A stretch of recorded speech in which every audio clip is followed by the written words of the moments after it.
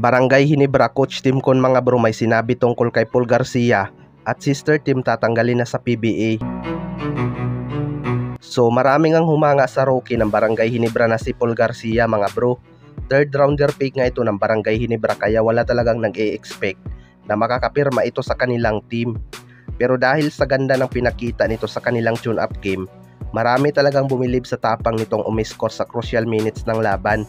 Na ikukumpara nga ito ng iba kay Scottie Thompson mga bro, lalo na ang kanyang mahigpit na depensa. May iba din na nagsasabi na baka matulad ito kay PG Simon. Matatandaan na 5th rounder pick nga itong si PG Simon noon, pero naging 8 times PBA All-Star at 8 times PBA Champion.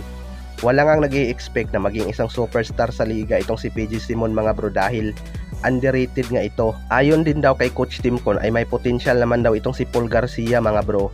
Kahit hindi ito maging scoring machine basta magpakita lang ito ng magandang depensa, may chance daw talaga itong makakuha ng minuto.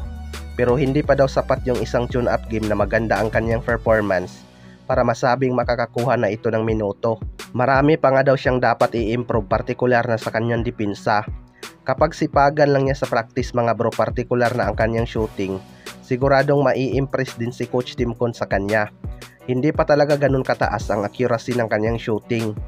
Sa kabilang banda naman mga bro, sister team sa PBA tatanggalin na. Isa nga sa mga pinakamainit na usapan ngayon ay itong sister team sa PBA mga bro. Pagmamayari nga ng dalawang pinakamayamang tao sa Pilipinas ang 6 na team sa PBA, kaya maraming ang bumabatikos dito ngayon. Ang iba naman ay nagpapasalamat sa suporta ni Boss Ramon Ang at MVP para mapadami ang team sa ating liga dahil hindi rin talaga biro ang gastos nila sa kanilang tig-3 team. Ayon nga kay Boss Al Francis Jowa mga bro, baka 5 o 6 na team na lang ang matitira kapag tinanggal ang sister team. Aminin man natin o hindi, gusto talaga natin yung maraming team sa ating pambansang liga. Naging mas exciting naman noong nadagdag itong Blackwater Busing at Tira Perma Jeep mga bro. Pero kalaunan ay maraming ang nagalit patapos ang mga nangyaring lopsided trade. Naging farm team nga ng SMC at MVP itong dalawang bagong team. Well, para sa akin mga bro, magiging boring talaga ang liga kapag inalis na ang sister team dahil alam naman natin na sila lang ang may pinakamaraming fans. Kung may dapat mang baguhin mga bro ay itong salary cap. Dapat talagang maging transparent ang liga para balance ang team na magkakaroon ng star player.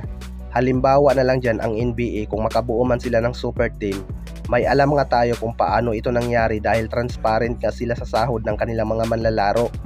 Kaya kapag nasunod talaga ang salary cap, wala ng player pa ang mamimili ng team kung saan niya gusto. Kayo mga bro, ano masasabi nyo tungkol dito?